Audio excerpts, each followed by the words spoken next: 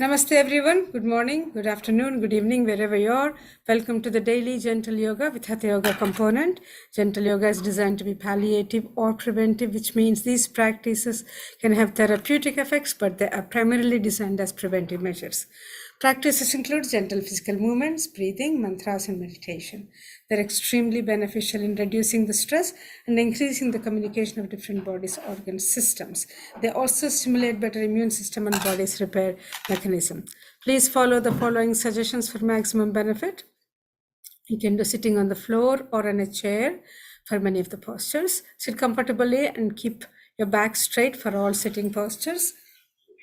Do these practices gently, smoothly, and without jerks. Slower the practice, greater the benefit. Make sure the breathing is slow and smooth. Become aware of the part of the body you are exercising. Gently close your eyes and bring your awareness inwards so that your experience is deeper. There should not be any pain or strain of any kind. If you do experience any pain, please stop immediately and seek clarification. Please note liability is entirely yours. For your information, there are two gentle yoga sessions offered every day, 7 days a week, free of charge, 7 a.m. and 5:30 p.m. Eastern Time. Both of the sessions are recorded and available on the YouTube channel Life in Yoga Rajan. You can get links to these sessions and much more information on the homepage, lifeinyoga.org. And remember to share this information with family, friends, and others so that more people may benefit. And have a blessed day. Okay, Banjusha. Yes, thank you, Retna. Namaste, everybody. Let's start with 3 times O.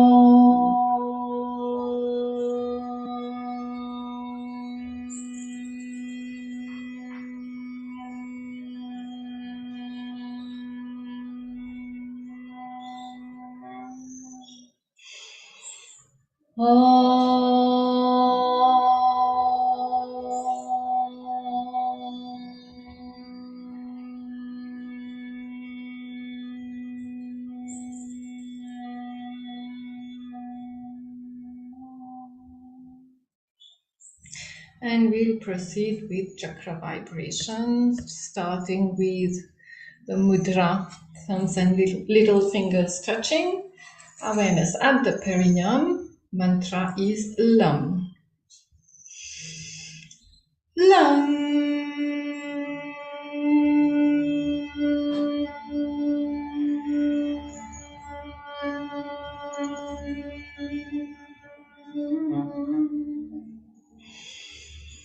Lam.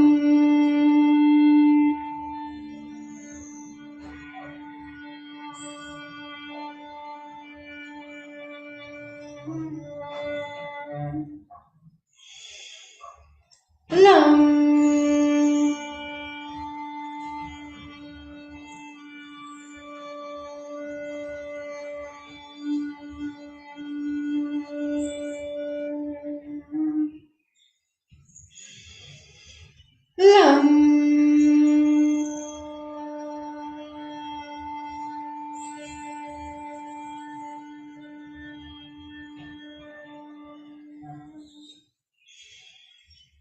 Lam. Lam.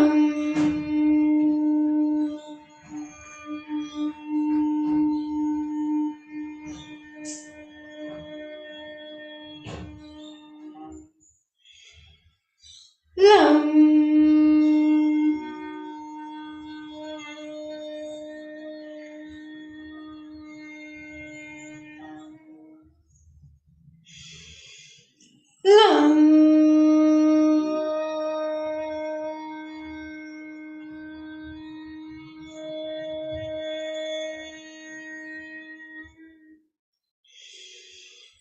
Lam.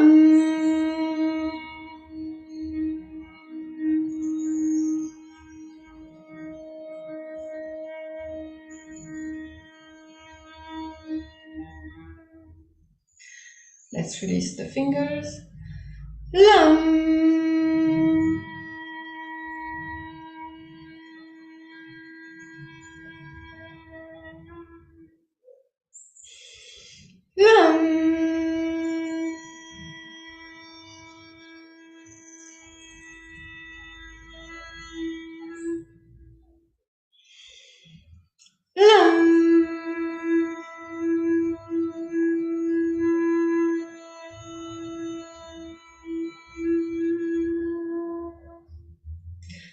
Moving to the next, thumbs and ring fingers touching.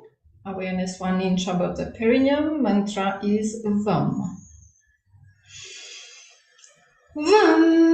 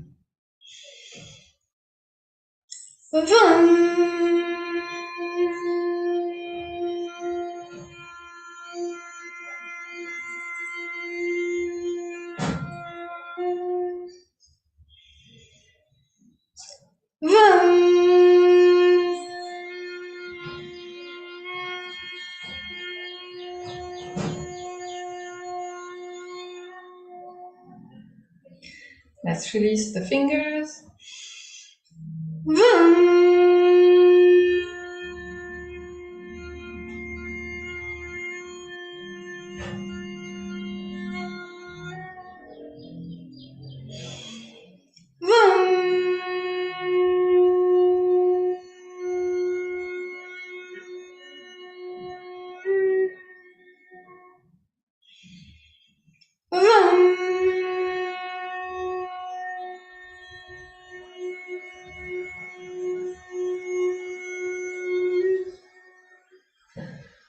Moving to the next, thumbs and middle fingers touching, awareness behind the navel. Mantra is Ram.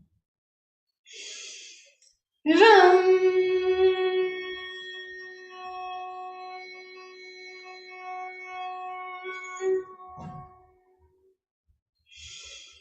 Ram.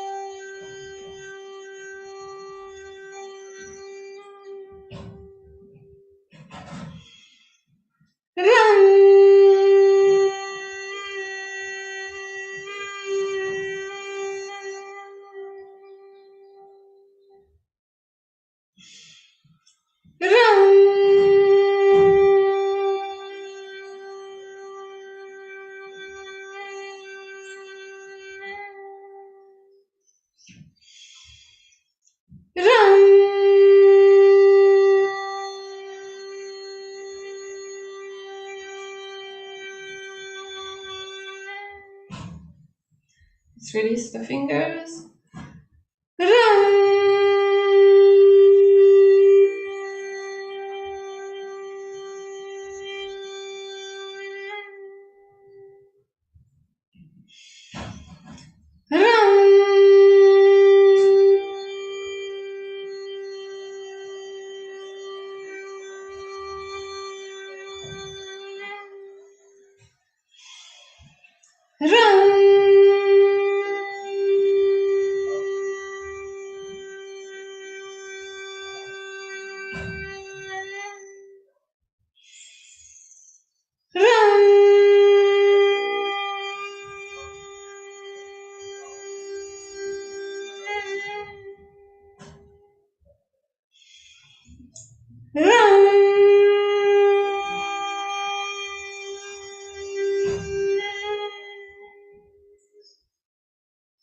Moving to the next, thumbs and index fingers touching. Awareness in the middle of the chest. Mantra is Yam. Yam.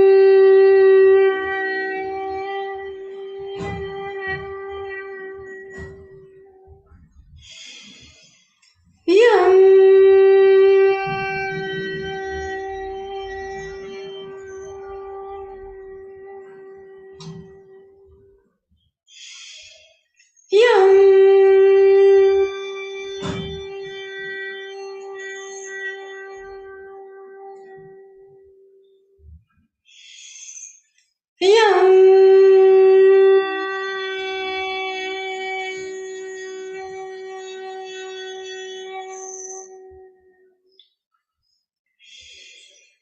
Yum.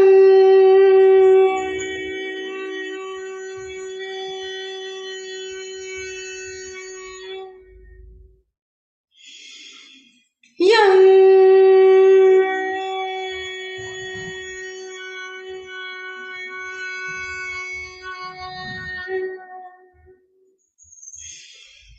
Yum.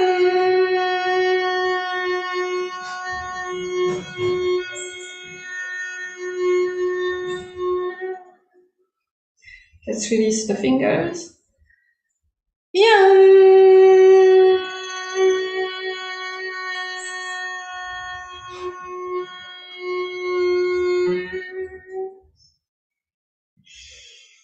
Yum.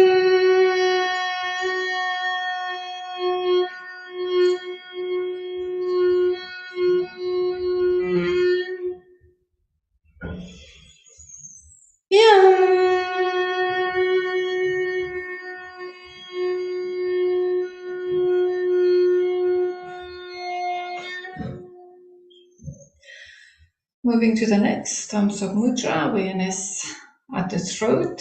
Mantra is hum. Hum.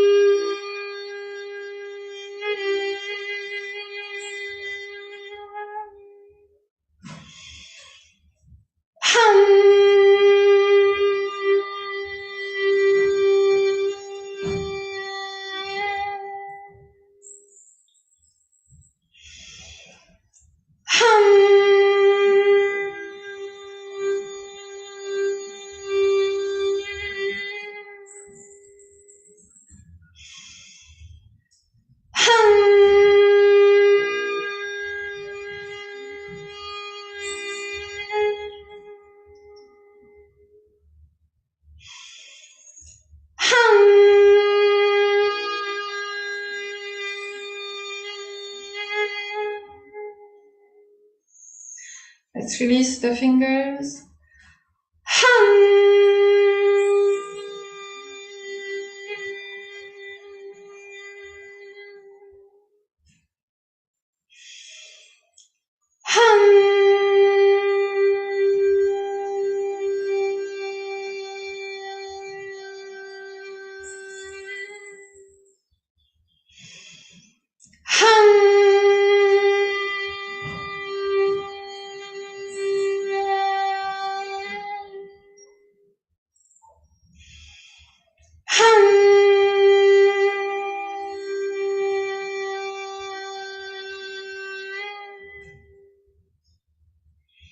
Moving to the next, Samsok Mudra, awareness in the middle of the head. Mantra is Ksham. Ksham.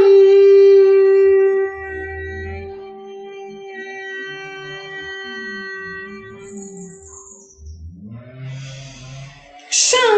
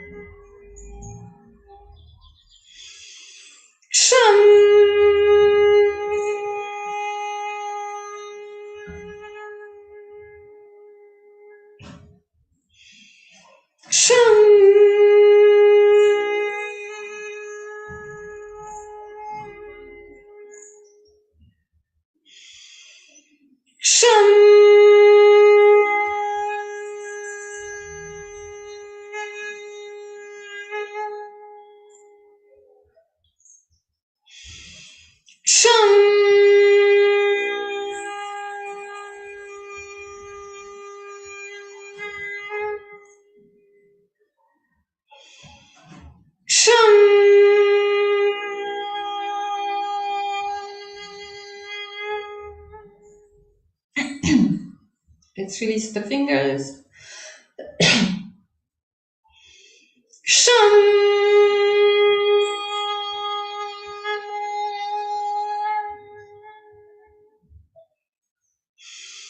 Sham.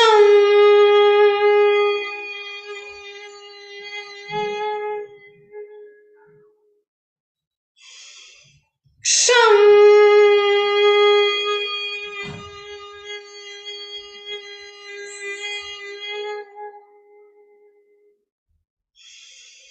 Sham.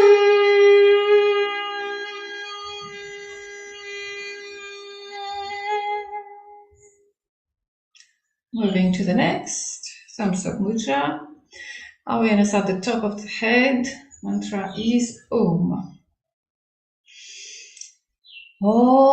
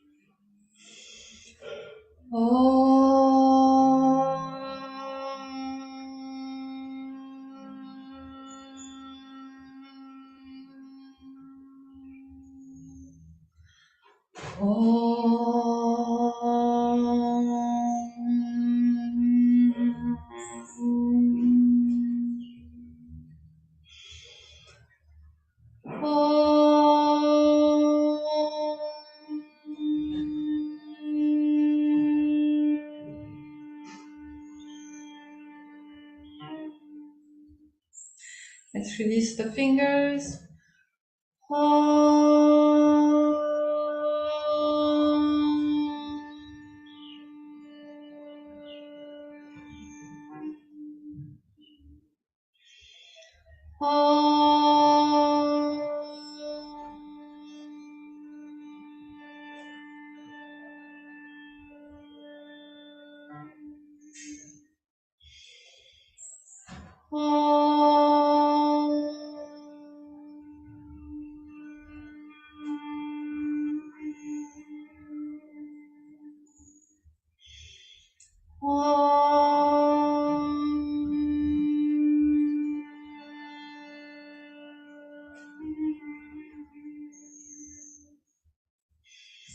And now we'll proceed with Ujjayi. Let's keep our eyes closed and bring the awareness in the throat.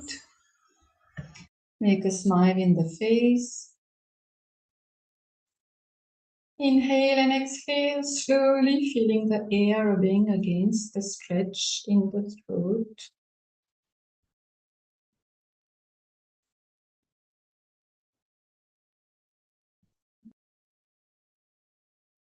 Breathe in a relaxed manner.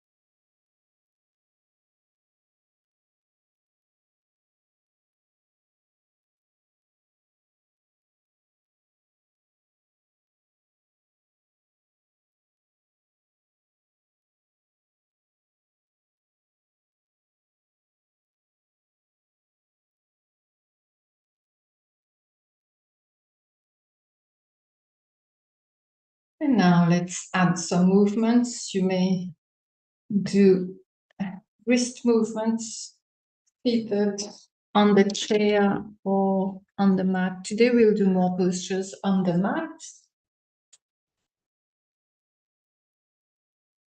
Very good. And inhale, opening the hands. Exhale, comes in, downward face, and continue.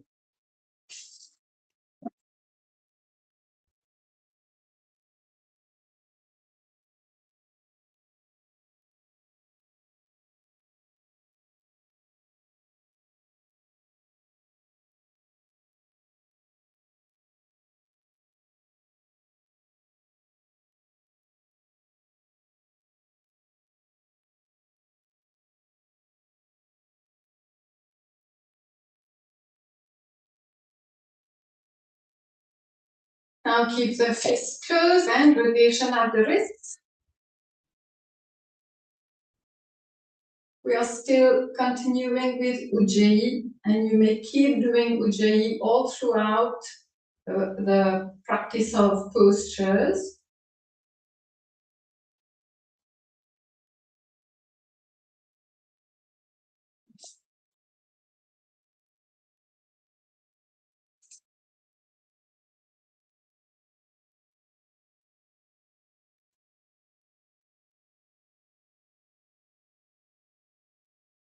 The other way around.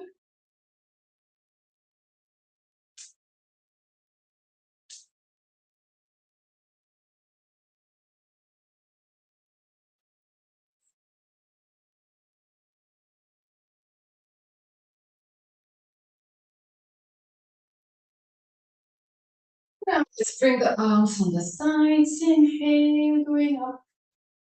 Look up. Exhale, hands come down, and we are looking down. So that we are adding neck movements also.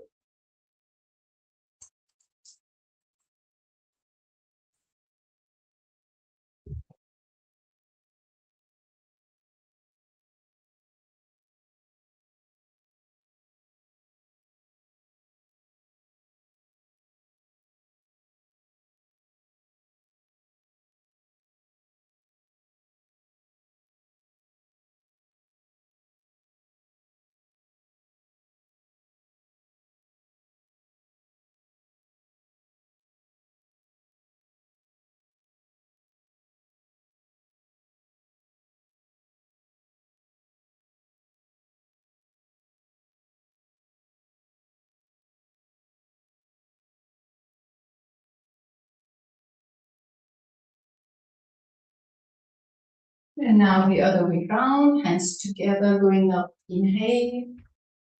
Arms coming on the sides. Exhale.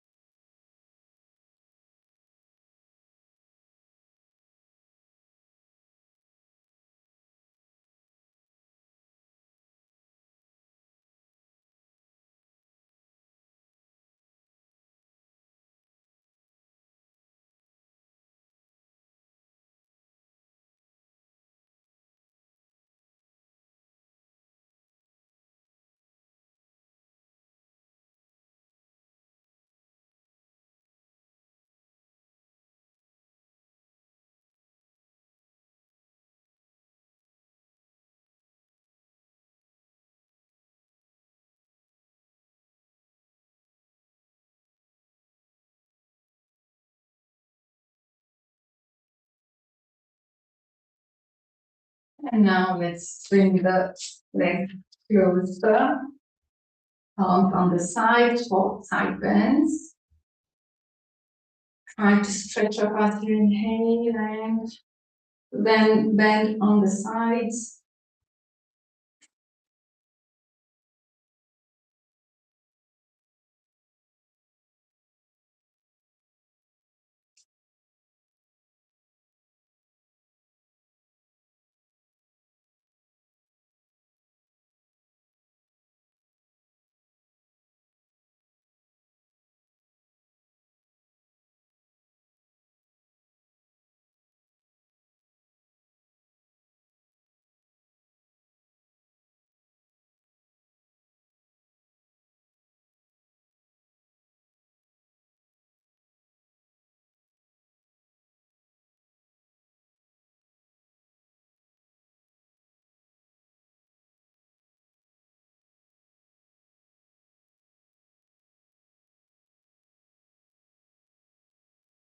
Now forward bend, feet hip width apart, knees slightly bent. Inhale, stretch up, chin up. And exhale, fold at the hips. The rest of the body follows. And come up, inhale. And repeat.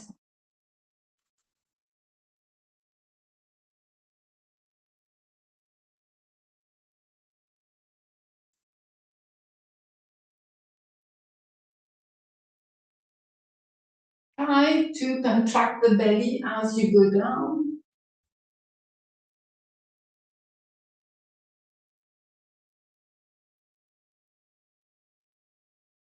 Especially the lower part.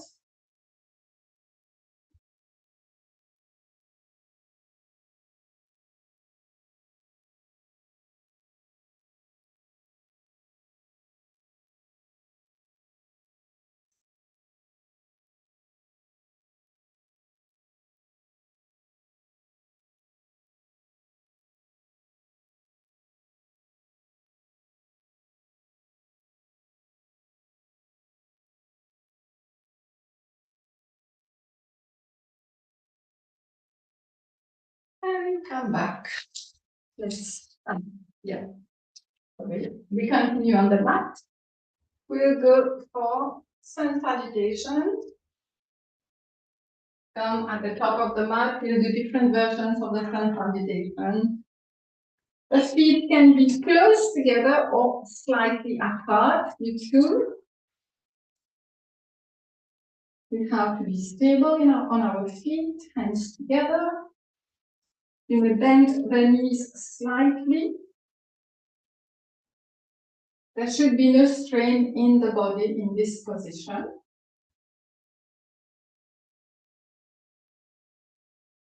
And now inhale, stretch up. Exhale, we are slowly going down.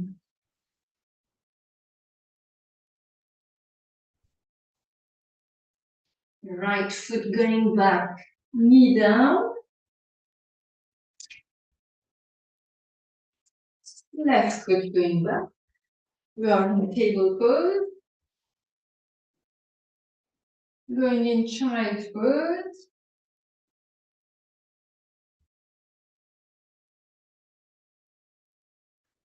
Coming back in table pose. And the cat cow. So let's push the coccyx up, make a curve in the lower back, head going up. And then the reverse, push the coccyx down, round back, head down.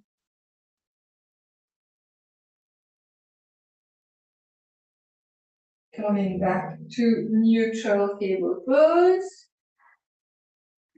Now we will come back, right foot, left, knees are bent. And now inhale, slowly come up. Exhale. So we are not retaining the postures for long. We will do more repetitions. Inhale. Exhale. Going down. Left foot. And now we are in the lunge. So you are simply keeping the tip of the left foot on the ground.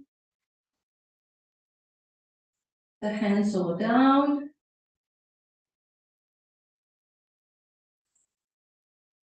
Right foot going back.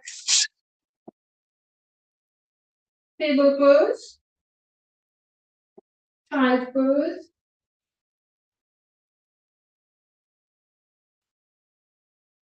Coming back in table pose. Cat cow. Making a curve, giving in the lower back, and then the reverse, like a mountain.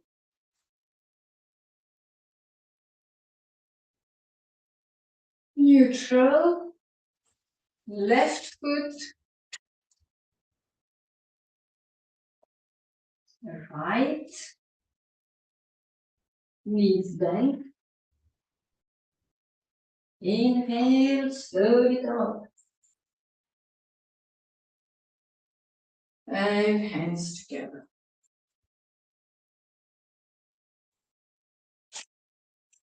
Yeah, we continue. Inhale, stretching up. Exhale, coming down, forward bend, knees slightly bent. Right leg, left. We are in plank this time, so be careful. You may bend both knees or one knee at a time to make it easier. And now both knees down, child pose.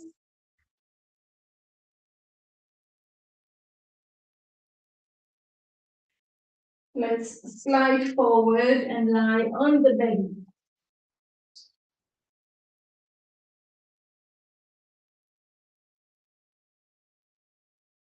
You can choose to bring the feet together or slightly upward, toes digging in the mat.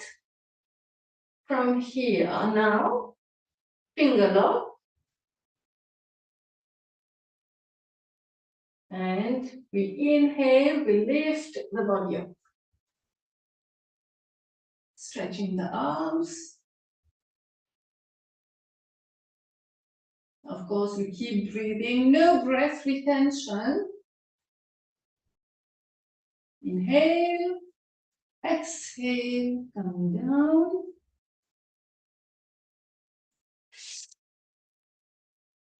Pressing on the hands will go in table pose.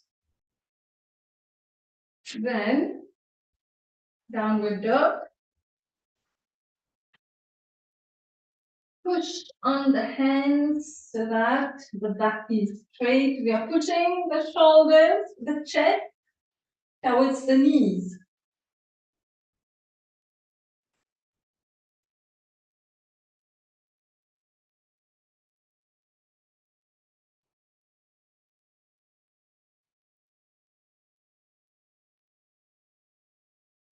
And now right foot forward.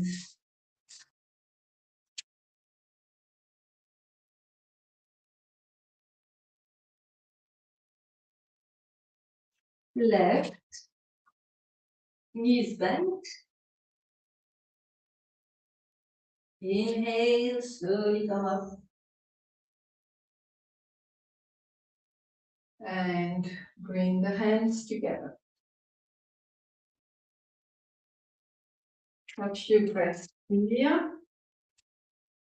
Relaxing in standing pose. You can keep your eyes closed if there is no dizziness.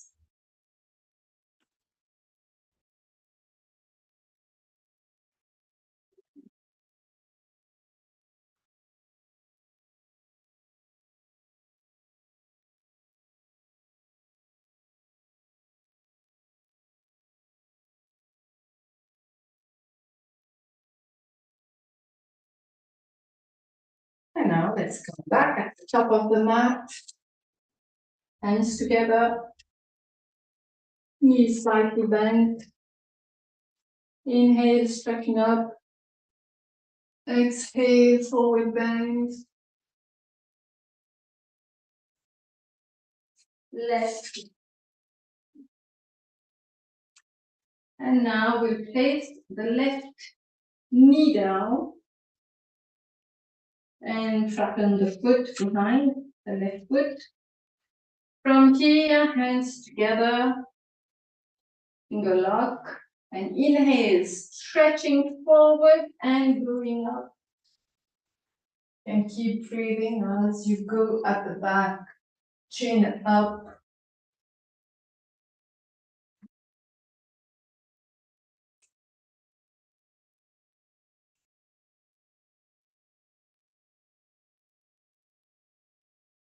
Inhale, exhale, coming back. It's on the ground. Right foot to the back. Plank.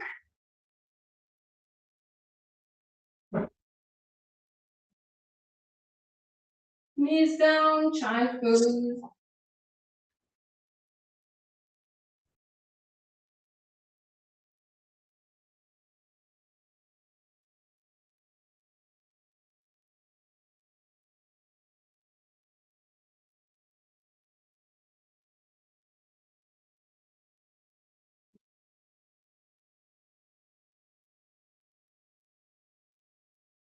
Slide forward in knee, chest, chin, if possible.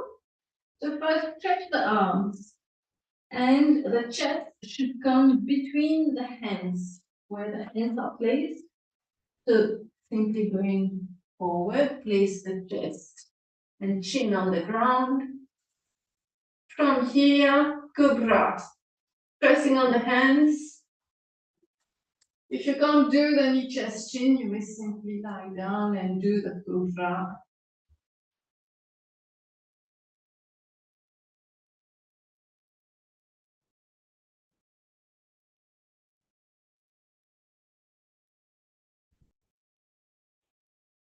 Inhale.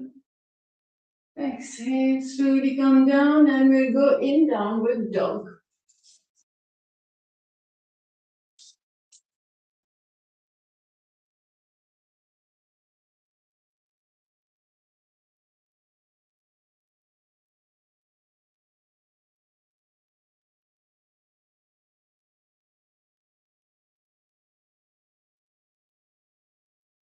And now left foot forward. Stay here, a high lunge.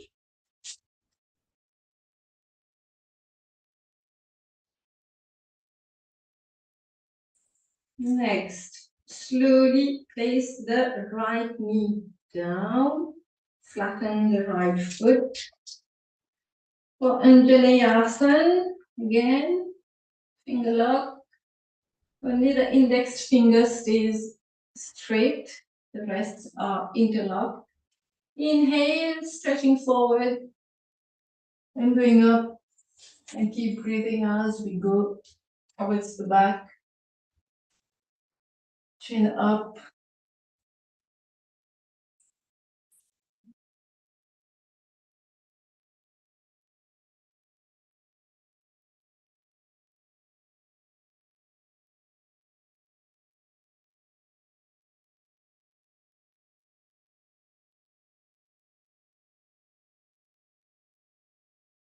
Inhale.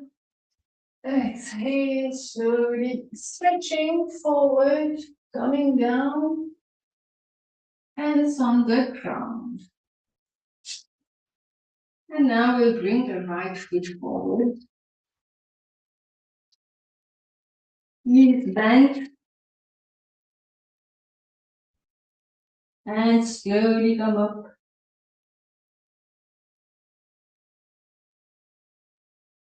And hands together. Let's do one more pair, maybe. More physically intense today. So inhale, stretching up. Exhale, forward bend. Right foot going to the back. And now we'll come in warrior one.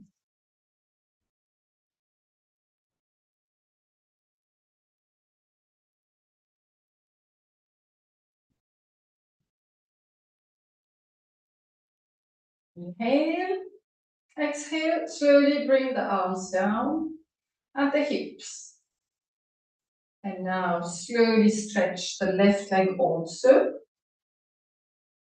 I think you're used to doing the pyramid pose. Chin up. Inhale, exhale, slowly go down.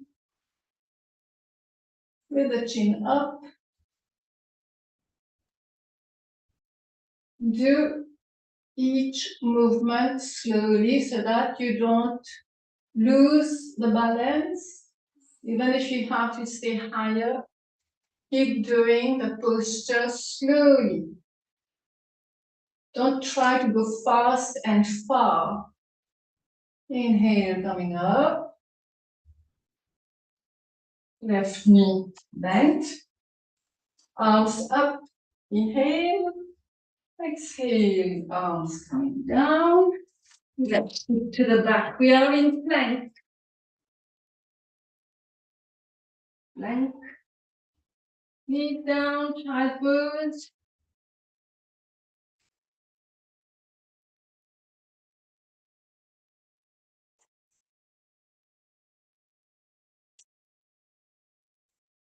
You may slide forward in knee chest chin. Otherwise, we can also do it directly from plank without the child pose.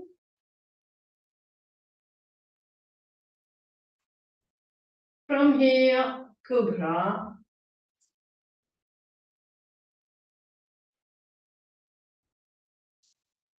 If you want to go higher, you'll have to lift the pelvis off the ground, which will be upward dog. But otherwise, pelvis down, navel on the ground.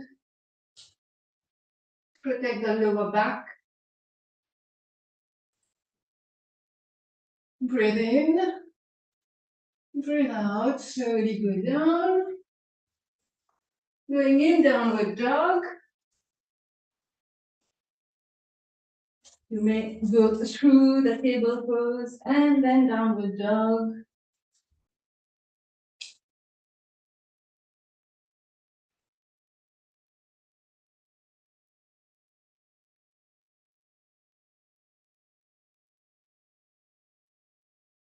If the postures we are doing is difficult, try to do however you can. And now, right foot forward. We are in high lunge. It means simply the left heel is up. And now we'll go in warrior one. Pull the left foot slightly forward, placing the foot down. Then it will be easier. Come in warrior one.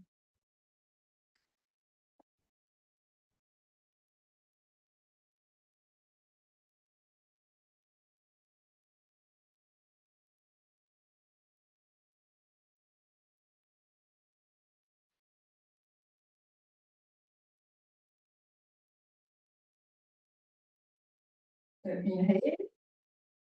Exhale, arms going down, hands on the hips. And stretching the right leg. Both legs are stretched. Trying to keep the feet parallel.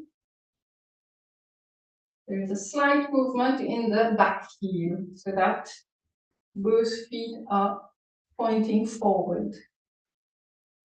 Inhale, chin up.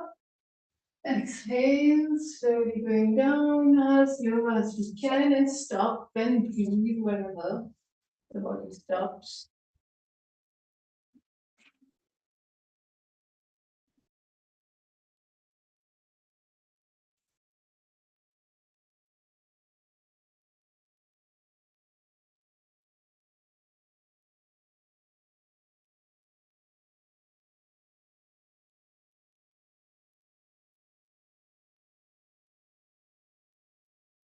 Inhale, bring the chin up.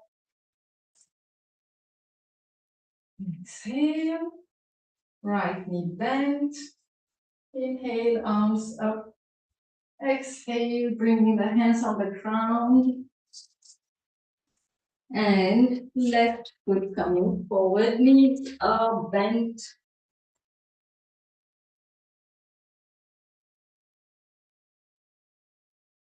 Inhale, slowly come up. And exhale, hands together. And we'll do one more series. Inhale, stretch up. Exhale, going forward. Left foot right. Stay in plank. Now you may go in child pose and then slide forward, or you may go directly knee chin.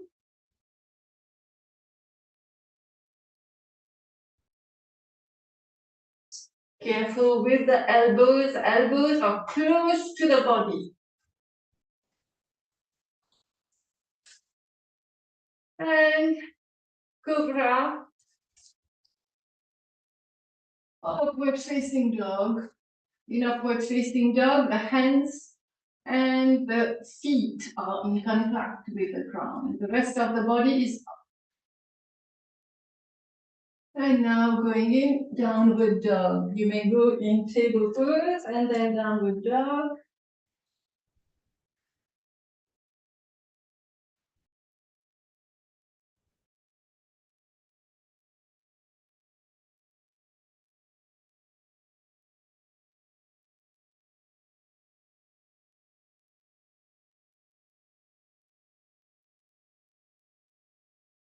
Next, left foot forward.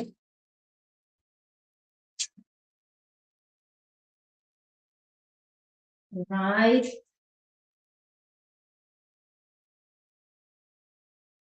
And slowly coming up.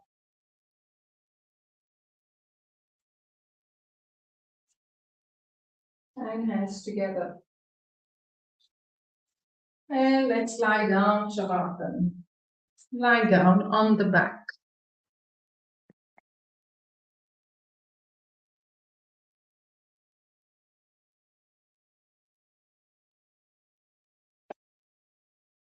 Let the body breathe.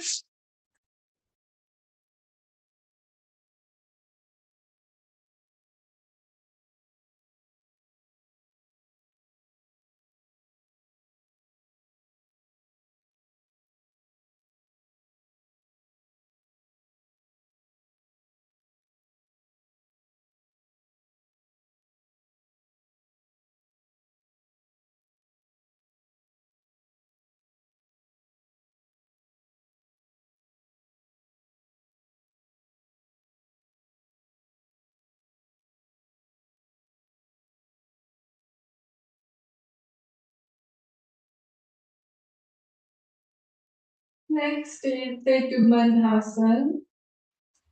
Remember, last time we did Setu Bandhasan, we rolled the shoulders under the back.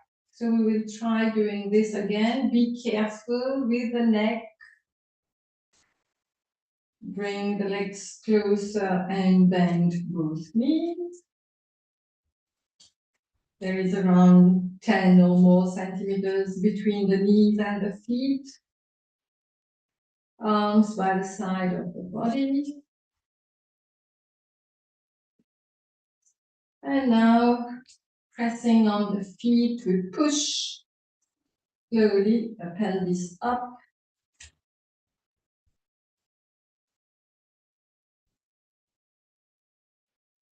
So do not go to the maximum. This is midway. And now we try to roll the shoulders under the back. The palms will be then facing up, or we may also hold the ankles from the inner side. If you do not understand, don't do it. We will do it again later on. Important to roll the shoulders under the back. And then now keep pushing the pelvis up and the chest up. If we do Setu Bandhasan this way, we are preparing for shoulder stand. We are understanding how to put the weight on the shoulders without straining the neck.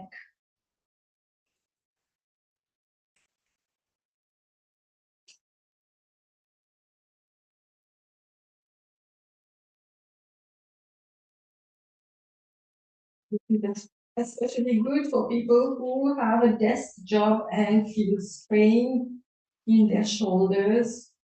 This helps to relieve the pain and strain of a back posture.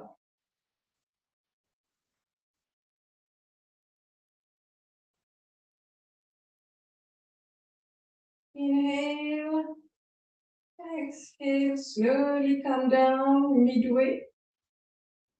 Then unroll the shoulders. And then slowly lower to the ground. So the mid back touches the ground first, then the lower, and in the end, the pelvis. A few breaths here. After Setu Bandhasan, there is always Pavan Muktasan.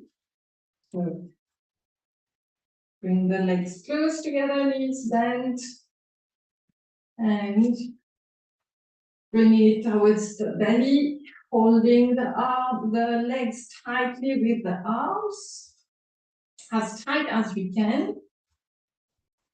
You may inhale, exhale, pull the legs even tighter to the chest and the belly. And now breathe in. As we breathe out, head coming up, face towards the knees. And keep breathing.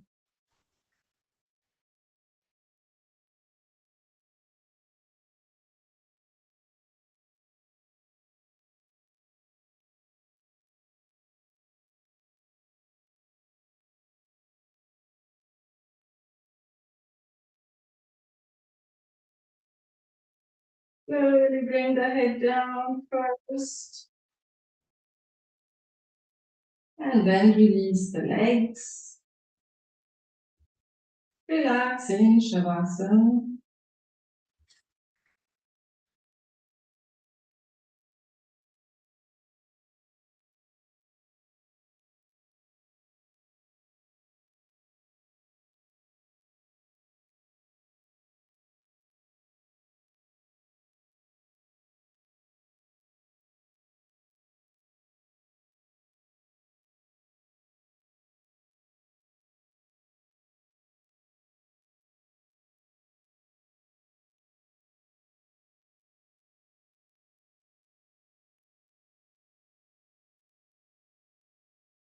Now let's bring the attention in the belly. Inhale, inflate the belly like a balloon. Exhale, contract the belly slowly. And continue.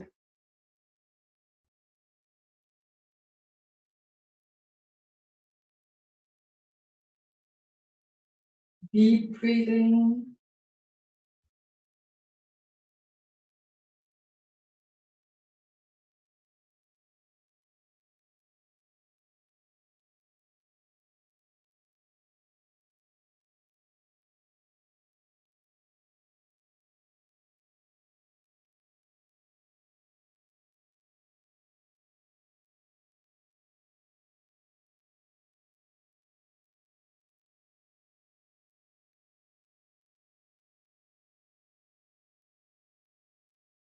As we continue deep breathing, we will relax the body part by part. Inhale into the right leg from the hip to the foot. Exhale, relax. Inhale, left hip to foot. Exhale, relax.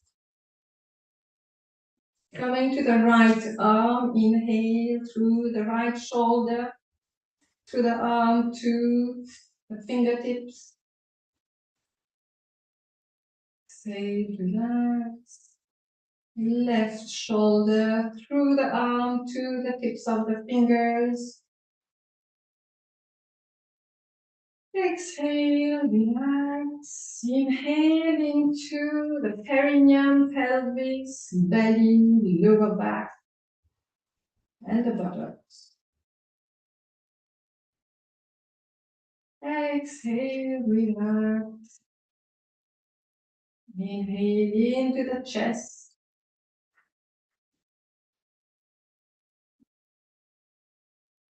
Exhale, relax the chest and the back. Inhale into the neck, face, and head. Exhale, relax. The whole body is completely relaxed. Let's stay here for a few moments.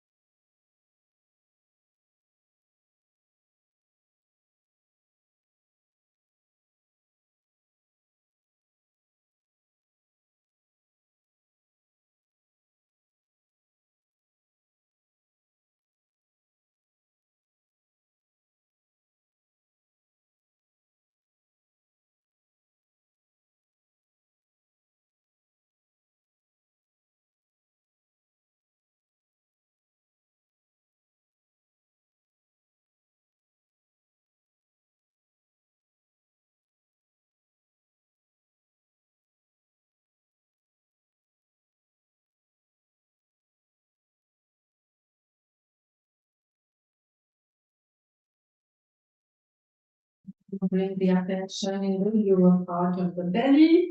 We will be doing Kapalabhati lying down. Good. Exhale, pulling the lower part of the belly. Fast, forceful exhalation.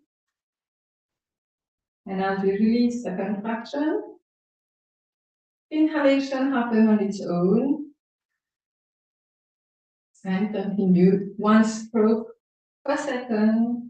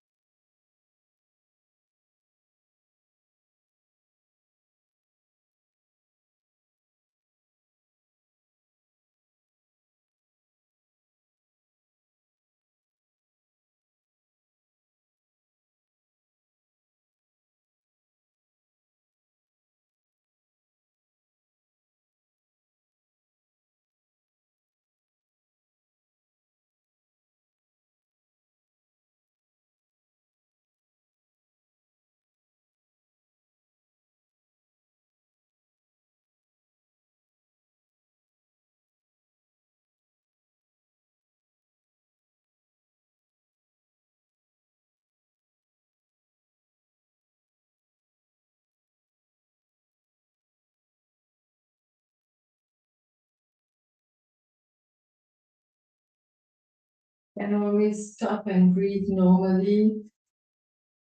And then again, continue. We can do series of 40, 50, 70, 100. Use according to the body's capacity.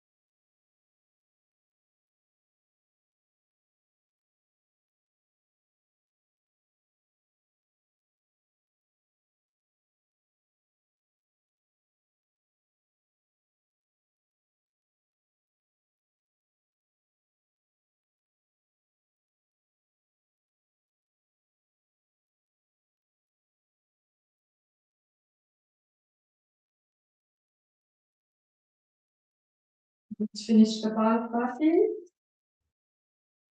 Let's sit down for Brahmari.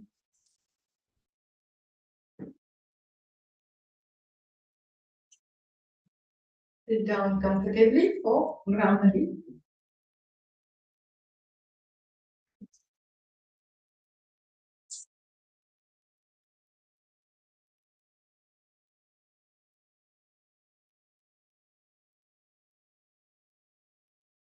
We can start. We'll go for 3 minutes of Brahmari.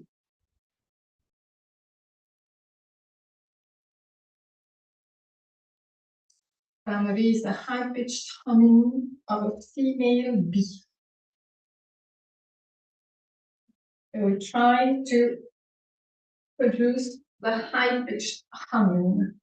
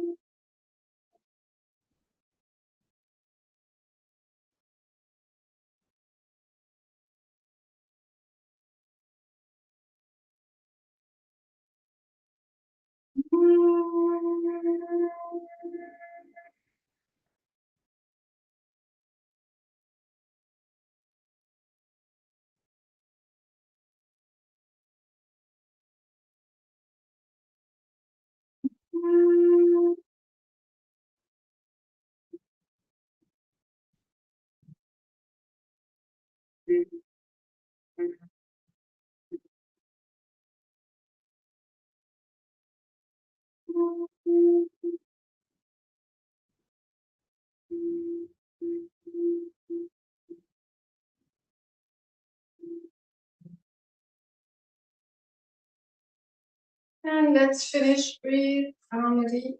A few moments of silence.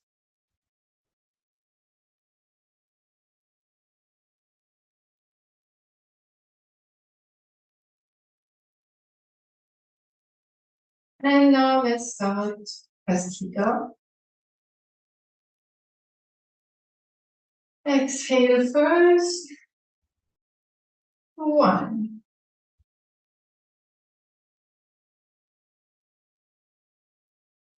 2,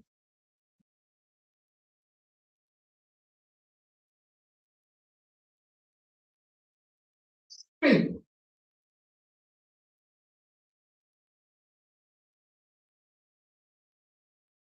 4,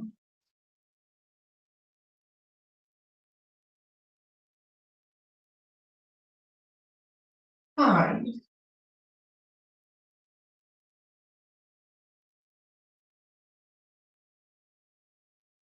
6,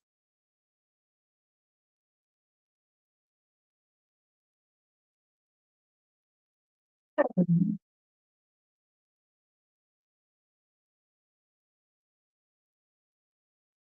8,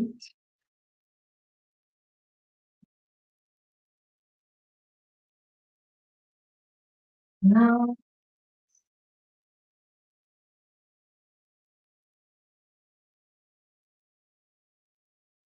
10,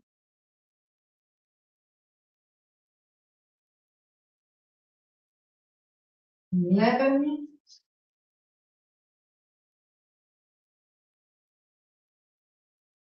12,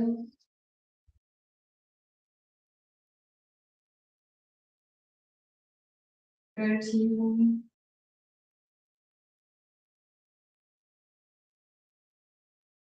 14,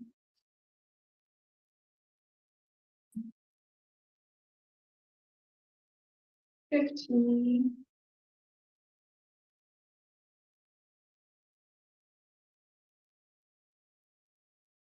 16,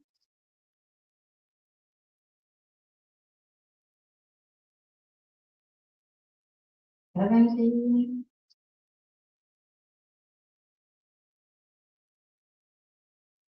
18,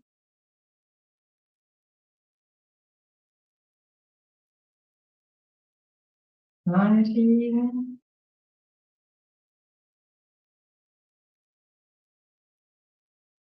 and 20.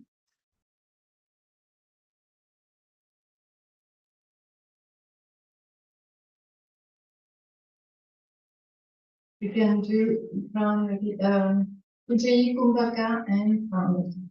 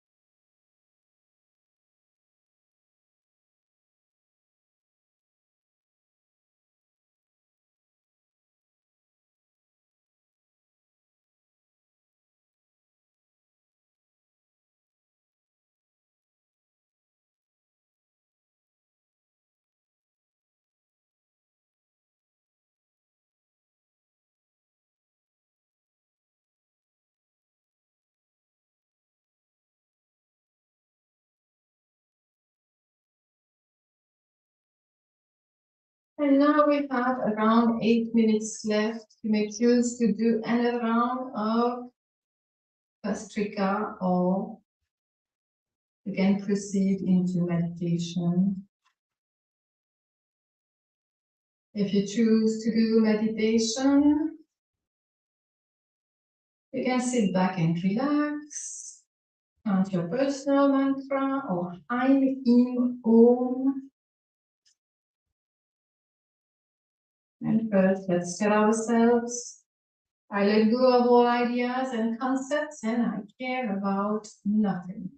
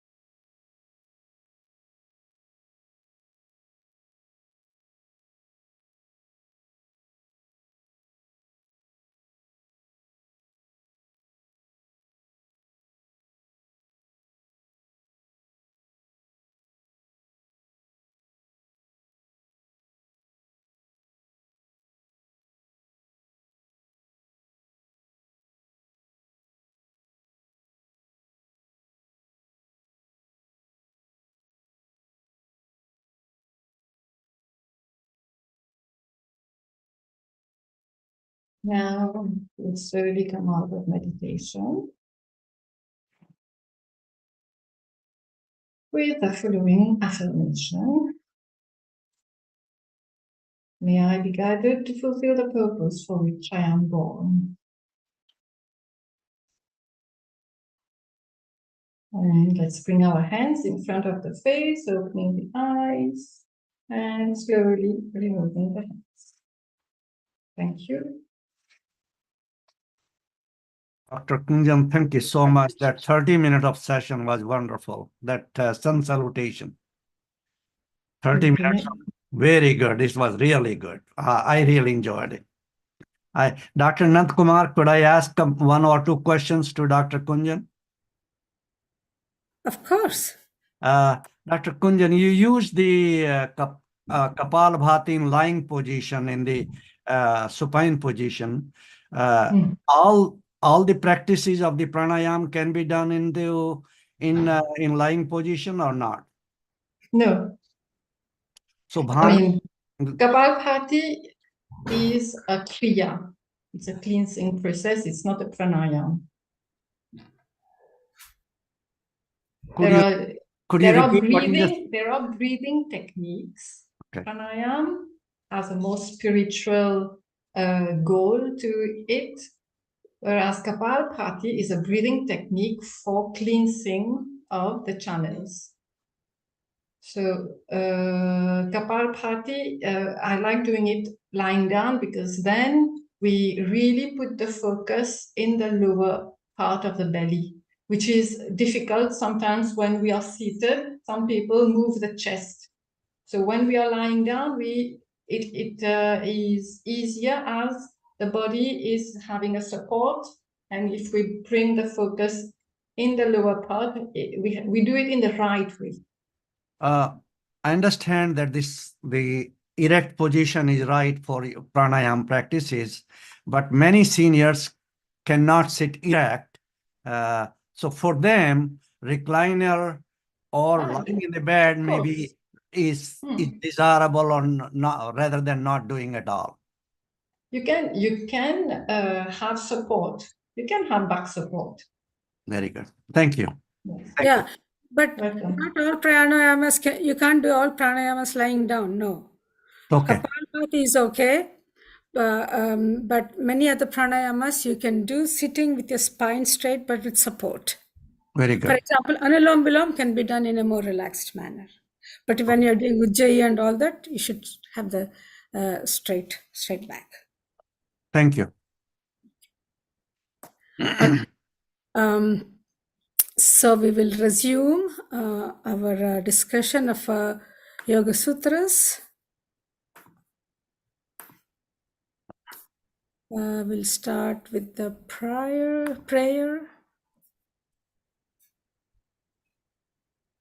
Yogena chittasya padena vacham malam sharirasya cha vaityakena yopakarottam pravaram muninam patanjalim pranjaliranatosmi.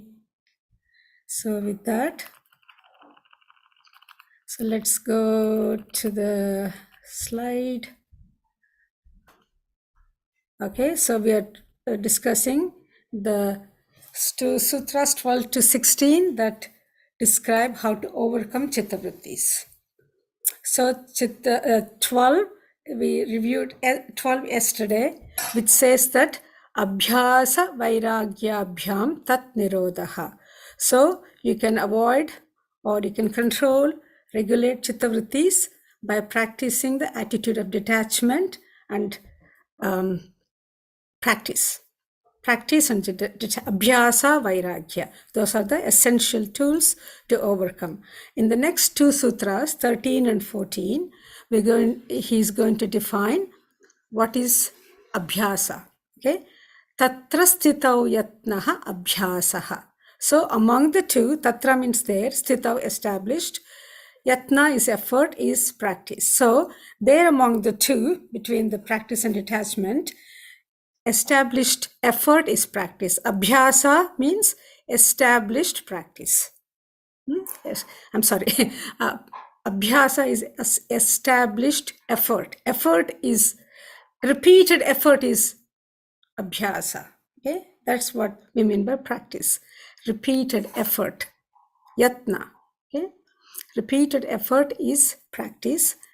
And the next one further describes Satu Dirgha Kala Nairantarya Satkara Asevitaha Drudhabhumihi. Satu Dirgha Kala Nairantarya Satkara Sevitaha Drudhabhumihi. Sa means indeed, Dirgha Kala, long time. Nairantarya, uninterrupted. Satkara, with dedication, earnestness, devotion. Asevito is performed. Satkara asevito means that which is performed with devotion, dedication, and earnestness. So that's what he further says, what is abhyasa means. That indeed becomes firmly grounded. Abhyasa becomes firmly grounded when it's performed with earnestness for a long time without interruption. Repeated practice done with devotion, earnestness, dedication for a long time without interruption, that is abhyasa. And maybe we can also go through the next stanza. Then he talks about what is vairagya. Vairagya is detachment.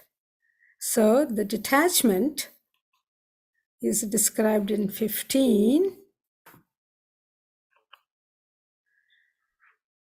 Drashta drashta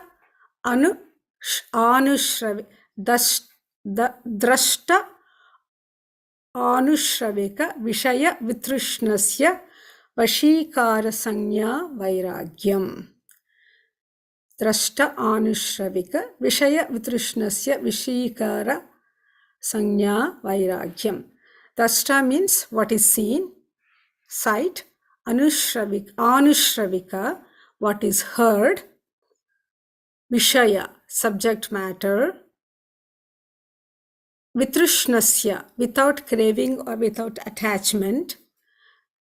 So, drishta anushravika Vishaya vitrishnasya means being unaffected by what one sees or one hears. Vashikara, fully engrossing, drowning in. Samnya, full awareness. Vairagya, Vashikara samnya means fully wrapped or engrossed in that awareness or complete mastery. Vairagyam, the special kind of detachment that comes from lack of craving or any prejudice or any type of assumption. So, non-attachment or vairagyam or detachment means fully engrossed in your own awareness, prajna, in your sanya, awareness, when you are not affected. So vairagyam is when you are not affected by what you see and what you hear, and being totally engrossed in your own inner awareness. So that is vairagyam. Engrossment and unaffected by what you see and what you hear. So we talked about 3 sutras that define what is abhyasa, practice, vairagyam, that's detachment.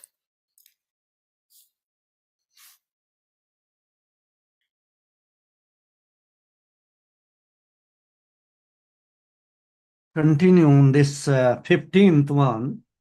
Mm-hmm. So what we see, what we hear, and the noise, the subject matter, what goes around us, Mm-hmm. we should not be affected by it in order to achieve a higher level of vairagyam. So there lies the thing, devil is in the details, right? What do we mean by non-attachment is the question. What do we mean by not being unaffected? What do we mean by unaffected? Okay, so maybe we should talk about some examples. Well, we chatter many times about the comparing people, circumstances, friends, family, financial situations, other situations. Many times that happens in conversations. It's not all bad, but many times it is a chatter. We chat. And that is against the yogic practice of what Patanjali Muni is saying. Yeah, observe the chatter. Mind is always chatting. Right. That's the nature of the mind. Right. So there's no need no need to blame the mind. It's the nature of the mind too. However, we can become an observer or become involved in our thoughts and what's going on. So there lies the difference, right? When you become an observer of what goes on, then you will know the buddhi kicks in, and you will know what to get involved, what not to get involved. But when you get carried away with those chatter, then you are engrossed in the chat. You're identifying with what's going on rather than with your own inner awareness. Tammy, you wanted to say something, but you were you need to unmute. No, that was great. Thank you. Great examples. And, So, the mind chatter is such a huge thing. And Naresh, you really opened a whole can of worms with all of that. We have a person in our family who is terminally ill. And as we're moving through these stages, there's a lot of family interaction, and through doing what we do here, the study and our practices, like I see in the past, I would want to, because I'm the oldest, and you want to manage everything and have everything that it's like, let it be comes easier now, and in doing that, I get to be with the person who's passing in a different way because I'm not in all the chatter. Everyone's in their chatter. So I notice that I'm hearing like their requests, like things that they want. That was getting bypassed. And I don't know, this whole death thing is a different thing to experience from like being in this yoga. I wasn't in yoga before going through this. And there is a liberation to like be with the person who is, expiring, I guess you could say, in a different way. And it's funny how some responsibilities are just moved away. Like maybe we always took them on instead of letting them land kind of where they maybe are meant to be. So I don't know.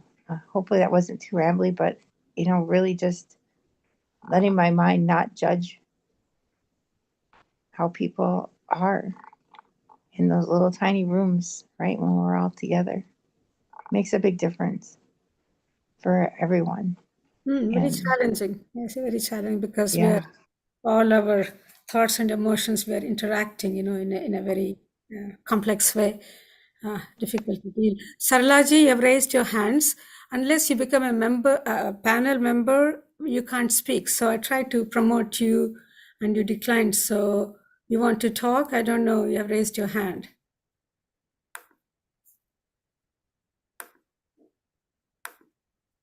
I'm going to promote you one more time because you raised your hand. I'm assuming you wanted to talk.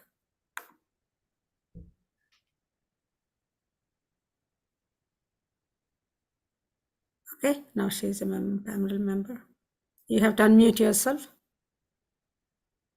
Sorry.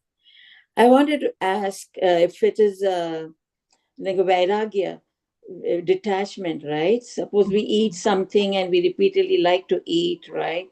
And that will be, we can develop addiction to that. So that will be attachment.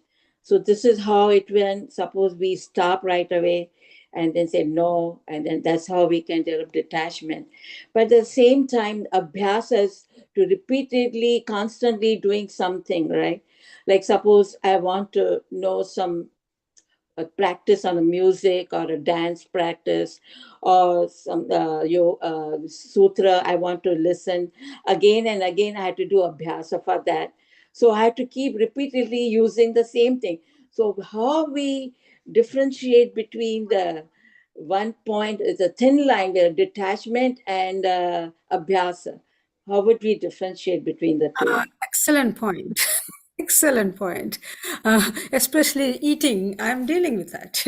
There are so many things that are not good for me, but I'm so tempted to snack, and I should not snack in between meals, because I have cholesterol and I have to deal with it. And I had the same problem. Well, Dr. Kumar, you earn it, that little bit pleasure of life. Thank you. Because you are a yogi, you spend 90 minutes, actually 3 hours every day. You're very sweet.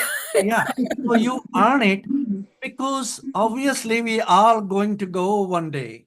I mean, I agree you are with going, we all of us are prolonging our life.